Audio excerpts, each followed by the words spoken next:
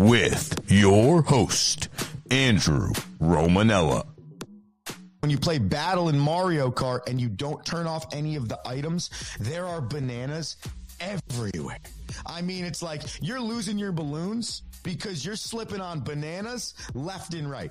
Bananas everywhere.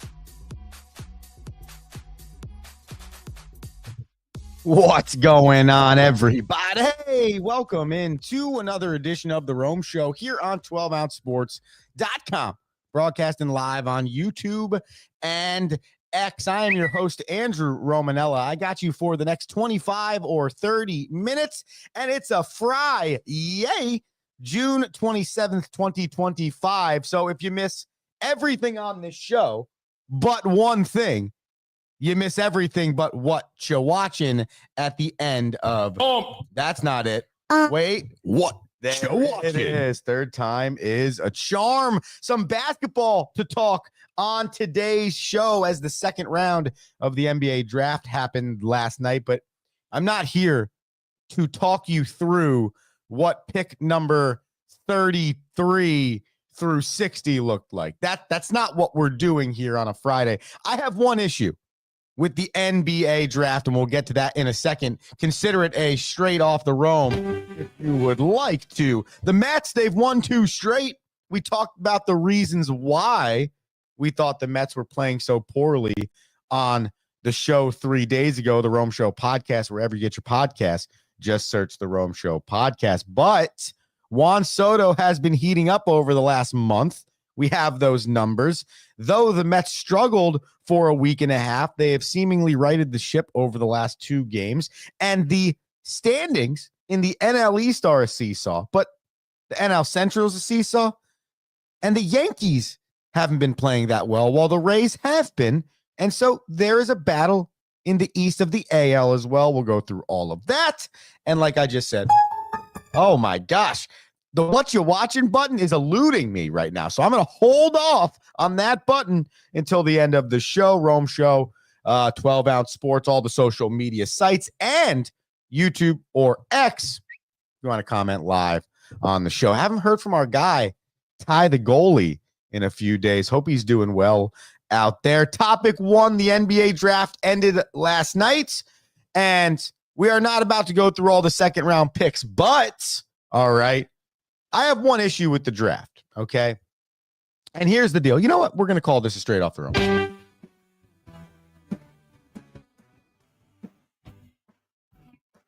I don't understand, and it's been going on for the history of the NBA draft. I do not understand the concept of we are going to draft this player.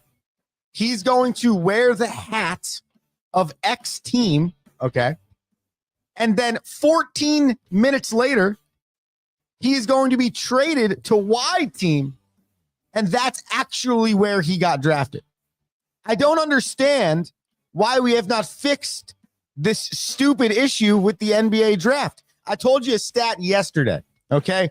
Of the 30 draft picks in the first round, 11 of them held their natural spot, meaning weren't traded, weren't moved, didn't belong to somebody else in the past. 19 picks in the first round were traded once. 5 of them were traded twice, okay? That's the era of the NBA we're in. I heard something yesterday that one of the first-round picks for the New Orleans Pelicans this year was from the 2019 draft that sent Anthony Davis to the Los Angeles Lakers. Like, that's how wild it's gotten. So we have all of that. We could trade picks 14 years in advance. Like, I can trade a 2037 unprotected first round pick, but we aren't smart enough and don't have enough understanding of the moment that we're going to know, by the way, that we're swapping picks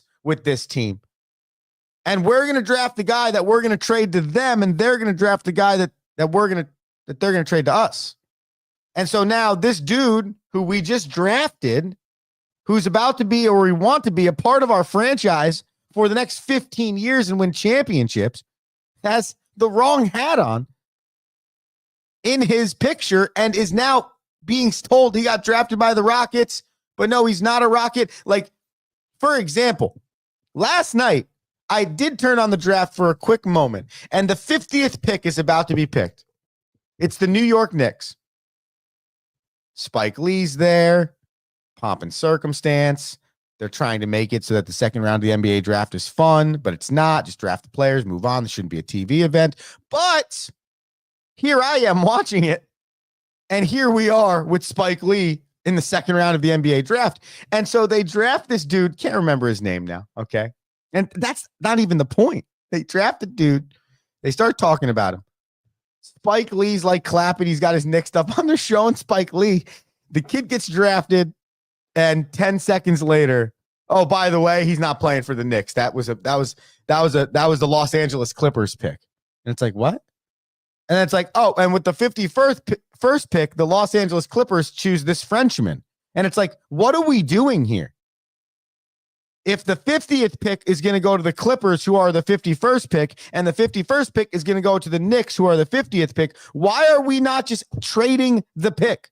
Or why is it that in every other sport, you trade the pick before, for the most part? It's like, oh, the Giants just moved back from 3rd to 7th, and they got Like it's not necessarily, that doesn't really make any sense to me. The only time I can think about it in any other sport, and I could be wrong here, right into the show, YouTube X, I just hate it so much. It's like almost half the picks in the NBA, what you're watching and where the guy's going to play aren't the same thing. And I just think it's so dumb. Like, before the pick, just swap before the pick, and we're good. I'll never understand it. So that bothers me a lot about the NBA. And it would bother me if I was one of those. I mean, if you're getting drafted, you're getting drafted. But I think it's like funny that when you think about Kobe Bryant, like, he was a Laker, but I think his draft day pictures with the Hornets. Like, I think that's stupid, and it's avoidable. It's super avoidable. You just announce the trade before the pick. And maybe I'm missing something here. Right in the Rome Show 1, Instagram, Facebook, X, TikTok, all of those fun things. Honestly, and I'll finish my NBA recap with this. It's a crapshoot, man. It's a crapshoot, okay? Some really good picks, I think, in the first day of the draft. I think that there's a lot of good talent in this draft, okay? I think that it doesn't matter what the individual thinks about the player. We'll take Ace Bailey, for example. He's been the talk of a lot of people's draft coverage because supposedly made some demands before the draft about where he'd want to go. No one makes demands. That's not how this thing works. He then gets drafted by the Jazz, which I guess apparently was a surprise. At the end of the day, that's who the Jazz want. Okay? And you can think whatever you want about Ace Bailey or anybody else in this draft. Trey Johnson, VJ Edgecombe, right? Harper, Flag, like any of the 12 international players that were picked. You could think anything you want about any of those players. None of it really matters outside of what organization did he get drafted by? What coaching staff is there developing that player? What is the current tides of that franchise right now? Are we at rough waters or are we at calm waters? Okay. And then what does that player need to develop into a legitimate NBA player? And I feel like it feels so simple to say that, like, oh, you're drafting what your team needs, but it's so much more finite, excuse me. I don't even know which way you said. Finite? I kind of like finite. We'll go with finite. It's so much finite in the NBA because in the NHL, I got 25, 30 guys on my roster. In baseball, I got 25 guys on my roster. In football, I got like 90, it feels like. But in basketball, I got like 15. And furthermore, 8 to 10 of them are truly the players that are winning you the games. And you look at the Brooklyn Nets, 5 picks in the first round, 6 overall in the draft. They picked all 5 players. And instead of trading and believing that I need to go get veteran talent, they're going the opposite way. They're saying, hey, Maybe 3 of these dudes hit. And then that's who we can build our franchise around. But that was unheard of. No one's ever had 5 first-round picks and taken them if they did have them. But the Nets did. That's what they believe their franchise needs. 4 of those draft picks were guards. They drafted 4 guards and a forward. And you're like, what? But that's what they believe. So I think of all 4 major sports, the NBA is the most crapshootest of crapshoots when it comes to this draft and where a person's going to be great and who's going to be great. You know, Austin Reeves declined his 3-year, $90 million extension with the Lakers yesterday. Austin Rivers was an unrestricted free agent signing after the draft to a 2-way contract. Tyrese Halliburton was drafted like, and I know this sounds funny when it comes out of my mouth because in every other sport, the first round is regarded so much more different than the NBA. The NBA, it's about the lottery, but then furthermore, the top 5 picks, but then really furthermore, most years, the top 3 picks. I think Halliburton was like the 12th pick or something like that. We'll confirm it at the commercial break.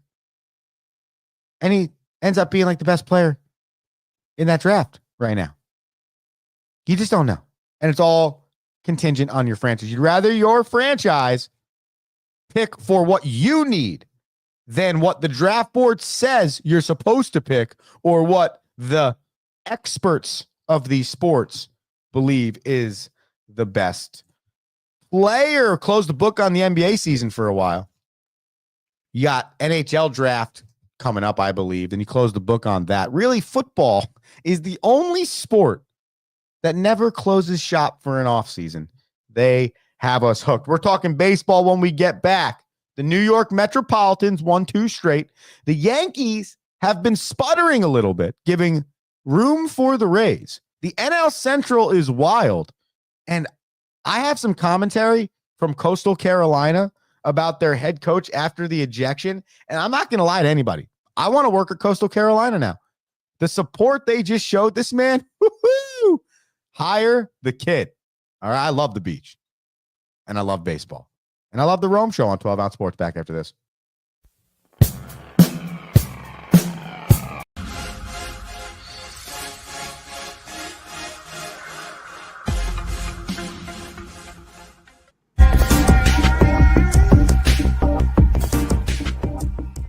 Welcome to MyBookie. You're ready to create an account and start making money. And we're here to help. And remember, you can get a bonus of up to $1,000 on your first deposit. Now you're ready to bet. Just go to mybookie.ag, visit the sportsbook, click on your bet, and input the amount you want to risk or win in the bet slip. Yes, it's that easy. Just remember, at MyBookie, you play, you win, you get paid.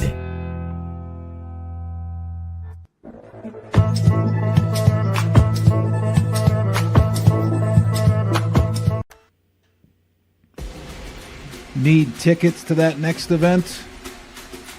Well, at 12 Ounce Sports, we've got them with soccer anywhere in the world. Tickets to any venue, any sport.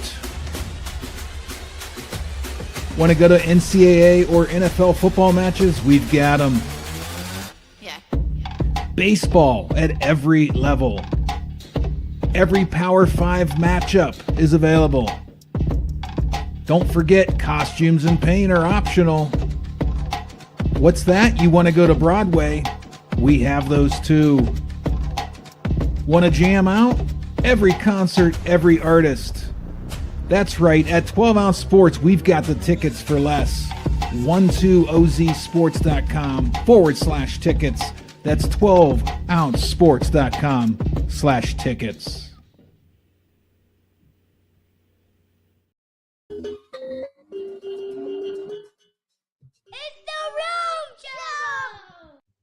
Yeah. It's the Rome Show. 12ouncesports.com, broadcasting live. YouTube, X, tweet.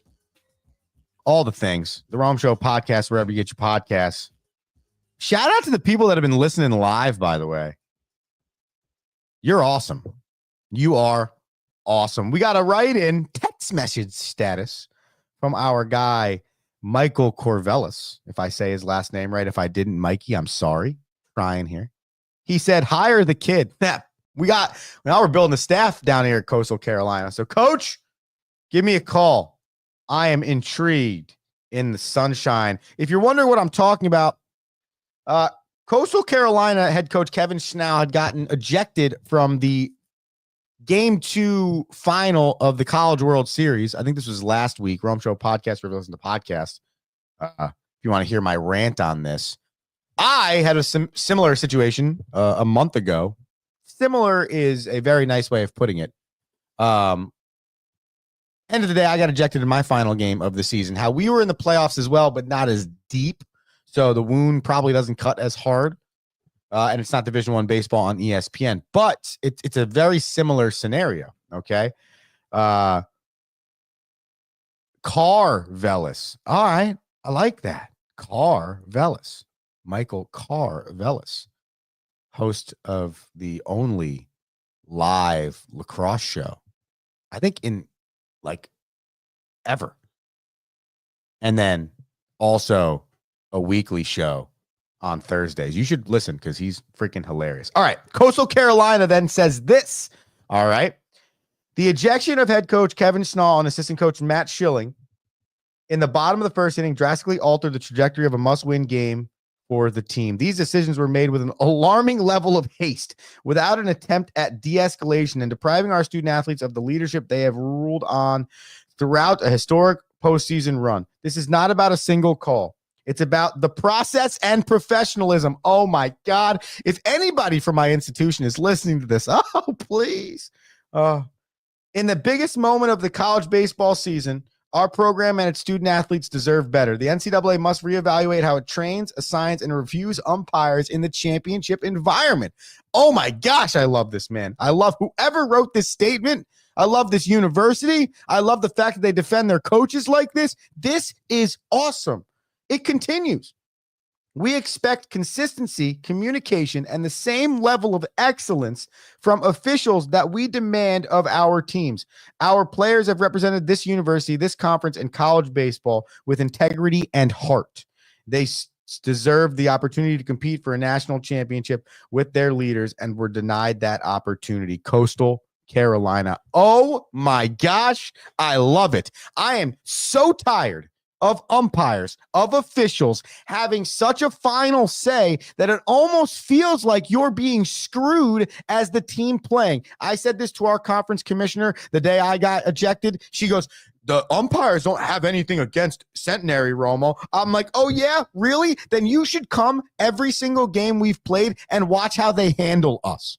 Okay? You should, because they handle you the way that you're perceived to be handled. Oh, it's only Coastal Carolina's second time in this College World Series, right? It doesn't matter. They were, at that moment, the best team in the country, 26 straight wins. They got a College World Series championship under their belt. But it's less about that sometimes and more about the way these guys handled themselves and how thin-skinned they are and how they cannot handle the pressure put on them in the biggest moments, and they're officiating the game. And the problem is there's no defense for the coach, okay?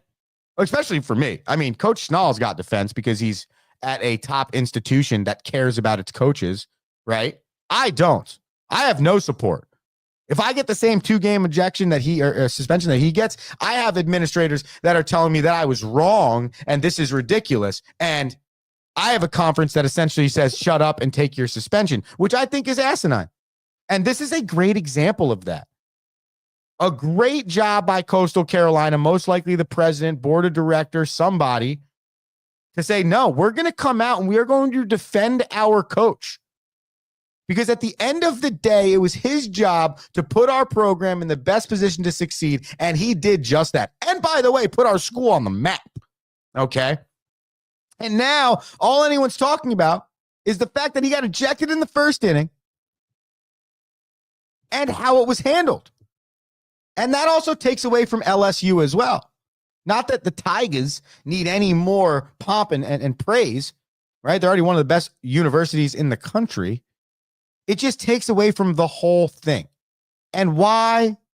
Because the umpire felt a little bit too small that day. Because the umpire didn't like that somebody was quote unquote questioning or quote unquote arguing balls and strikes. Well, we're arguing balls and strikes or we're questioning them because in the history of baseball, like one person has ever had a perfect game. And that guy was then fired for gambling on baseball.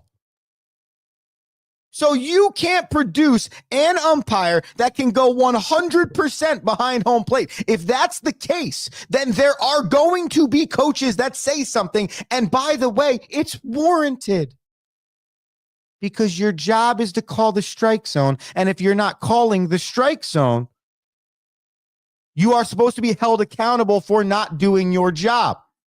So what I've learned here today, Coach Schnau, and the rest of the NCAA baseball coaches out there, what I've learned here today is you can be an umpire or a weather person. Okay? If you want to have a job where the accountability standards are really low, you can screw people all the time with how you do your job, and you keep showing up and collecting the money.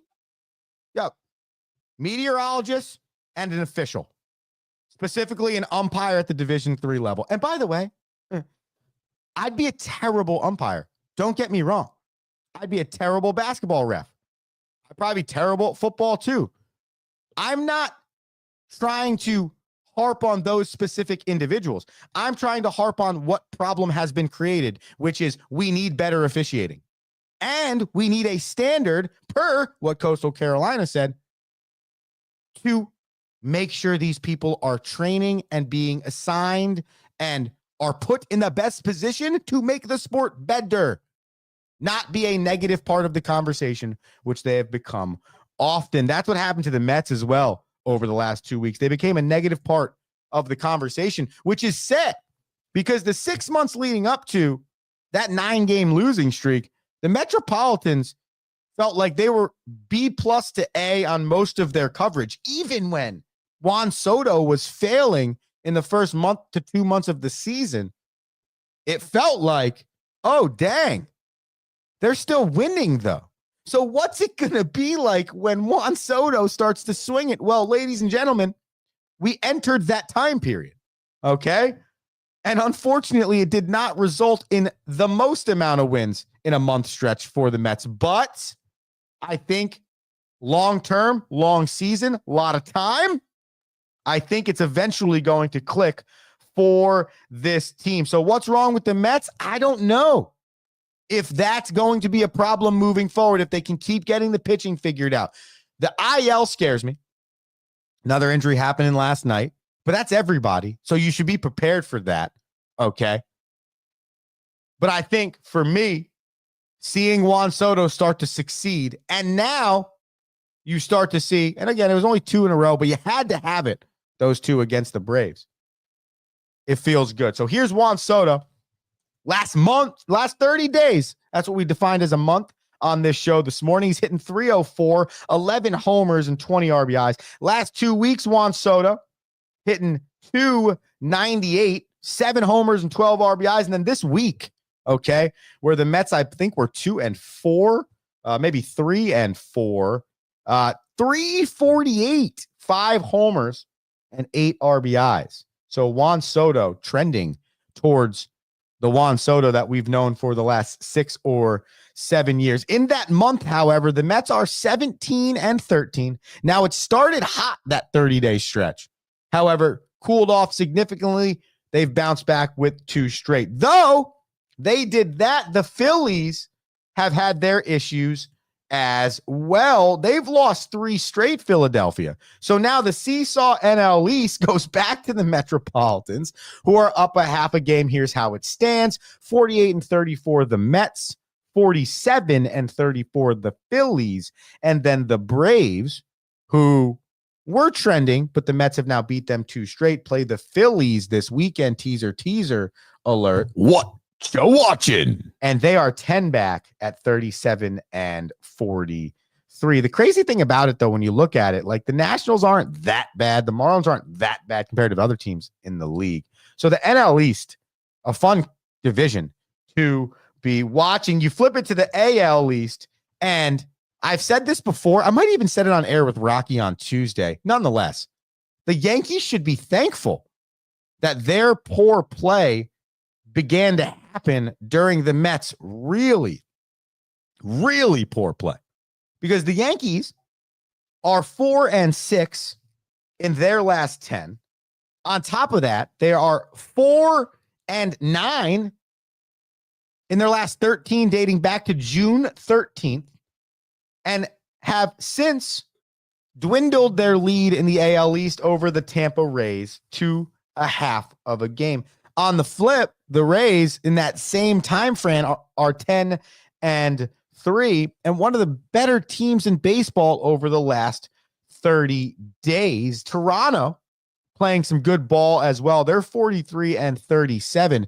They sit 3 games back of the Yankees, 2.5 of the Rays. The Red Sox going the wrong direction at 40-42, losers of 5 straight. The last division that I think is super interesting is the NL Central, led by the Cubs right now. The Cubbies are 48-33. They lead the Brewers by 3 games. And then the Cardinals, 4.5 back at 44-38. But how about the Cincinnati Reds? Some dude commented on my TikTok the other day. Shout out to the people on social media, the Rome Show 1. They'd love to get in on the action. And he said, like, it's been a tough life as a Reds fan. And, you know, you look down and it's probably still going to be tough. But Tito's your manager now. For those that don't know, Terry Francona. And you're 42-39. Really respectable right now. So shout out to Tito and the Reds. Somehow, some way, Tito will find a way to get that organization into the playoffs. By the way, Tyrese Halliburton, we were talking about this before. He was the 12th overall pick. Kudos to me. Why do I know that? I think I know it because he was an Iowa State guy, and I love Iowa State. Lived in Iowa for 2 years, went to a bunch of Iowa State football games. Love the Cyclones. I also am a Cyclone right now myself. Fun fact. Tyrese Halliburton, was not drafted by the Indiana Pacers, as we have discussed. He was drafted by Sacramento Kings. Yeah, I know. Random, right? Exactly. Play that music.